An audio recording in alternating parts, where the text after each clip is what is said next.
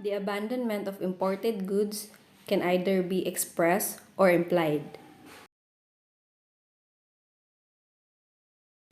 Under Customs Administrative Order 17 to 2019, express abandonment occurs when an importer expresses in writings in his intention to abandon the imported goods in favor of the government by submitting an affidavit of abandonment.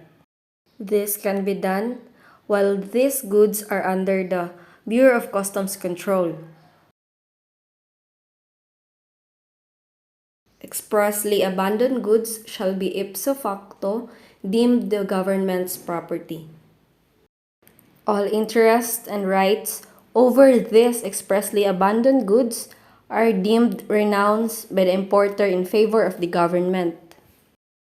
All abandoned goods shall be disposed of in accordance with all applicable laws, rules, and regulations at the port where they are located.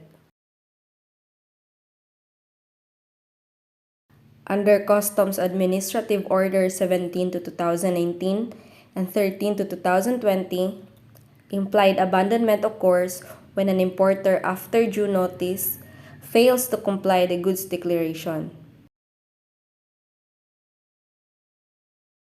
Imported goods shall be deemed impliedly abandoned upon expiration of the period. First is lodge and file goods declaration. Next is pay in full the duties, taxes, fees, and charges. Next is claim.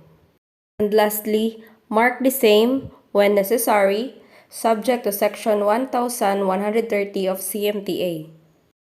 The owner, importer of the imported goods may reclaim the impliedly abandoned imported goods by lodging or filing the corresponding goods declaration.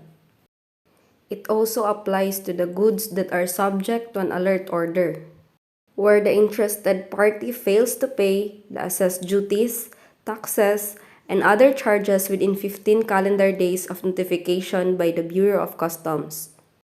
The proceeds of the goods, implied abandoned and sold by the BOC, although no offense has been discovered against the goods or their importer, will be turned over to the importer after deduction of duty and tax and all charges and expenses incurred as provided in Section 1143 of the CMTA. Under Customs Administrative Order 13 to 2020, the lifting, claiming, or recovery of proceeds from the sales of impliedly abandoned goods requires paying penalties, surcharges, interest, and other charges upon the request approval.